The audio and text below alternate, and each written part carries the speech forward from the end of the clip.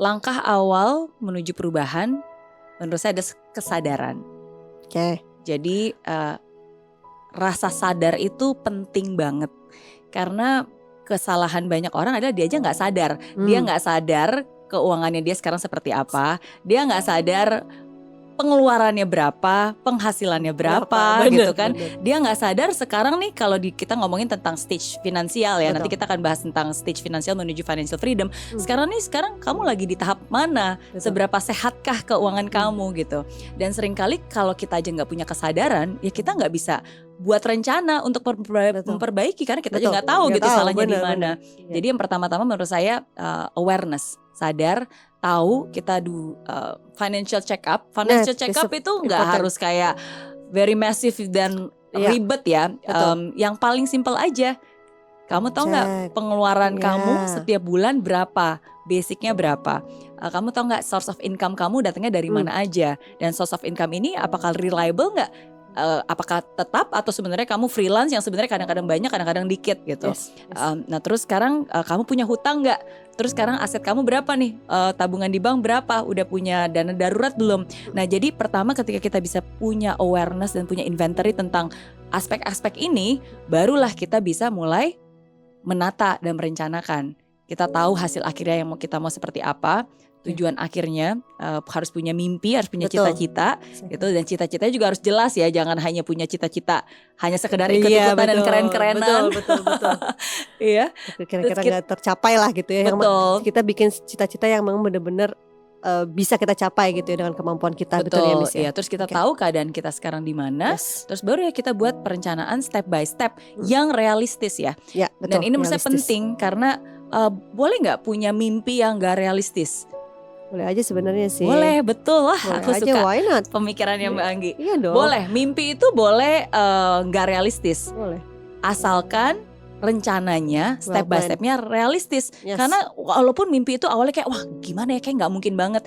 Tapi kita punya perencanaan yang ini bisa kok, ini mungkin kok. Asalkan step by stepnya realistis, nanti mimpi itu juga bisa tercapai. Nah jadi perencanaan yang realistis ini step by stepnya seperti apa, yaitu yang harus didetailkan. Oke, jadi boleh gak sih punya rasa takut? Menurut saya boleh, wajar karena manusiawi. Oke, dan seringkali sebenarnya rasa takut itu sesuatu yang baik loh kalau kita bisa mengelola dengan baik.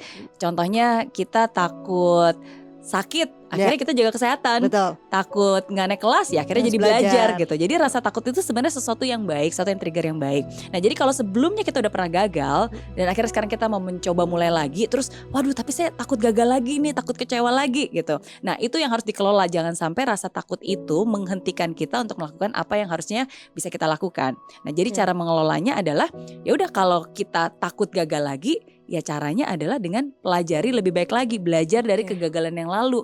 Salahnya di mana? Kenapa saya bisa salah buat keputusan? Kenapa bisnisnya bisa ditipu? Contohnya gitu. Nah, jadi kalau kita bisa mengevaluasi dan merencanakan lebih baik lagi, ya semoga rasa takutnya itu bisa berkurang sehingga ya kita masih tetap bisa berjalan walaupun mungkin rasa takut itu tetap ada. Kan berani itu bukan berarti kita nggak punya rasa takut. Berani kan walaupun masih ada rasa takut tapi kita tetap komitmen untuk menjalaninya. Ya, jadi nggak apa-apa, lawan ketakutan dengan persiapan. Dengan persiapan yang lebih baik, hasilnya saya yakin pasti akan lebih baik. Gitu.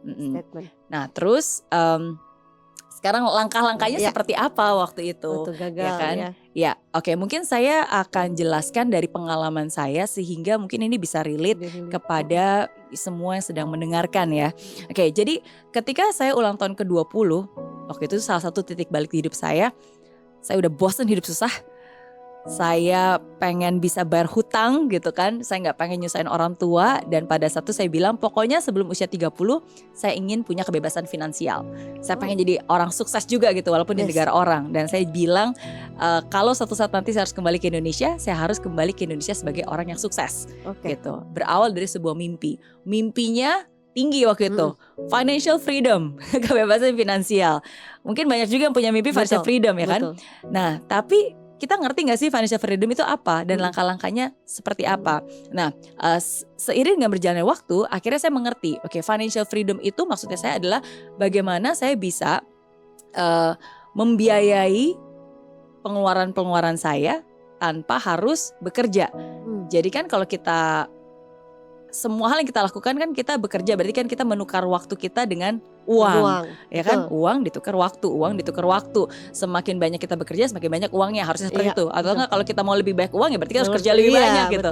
Nah kan waktu kita terbatas. Nah, financial freedom yang dimaksud ini adalah bagaimana kita walaupun kita tidak bekerja lagi, tapi uang kita yang bekerja sehingga uangnya itu bisa membiayai kebutuhan-kebutuhan kita. Sehingga bekerja itu bukan lagi sebuah keharusan, tapi menjadi sebuah pilihan.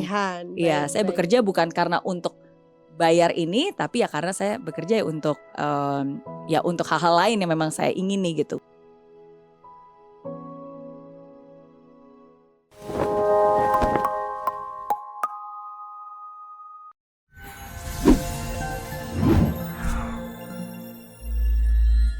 Di aplikasi Mary Riana tersedia lengkap video-video YouTube terbaru saya, artikel yang up to date, quotes inspirasi, koleksi merchandise, workshop dan seminar yang bisa kamu dapatkan free dan download sekarang juga gratis.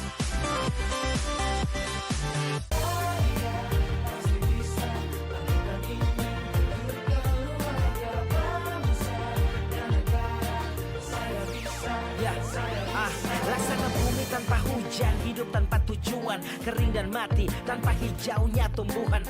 Demikian kalau mimpi tak kunjung terjadi.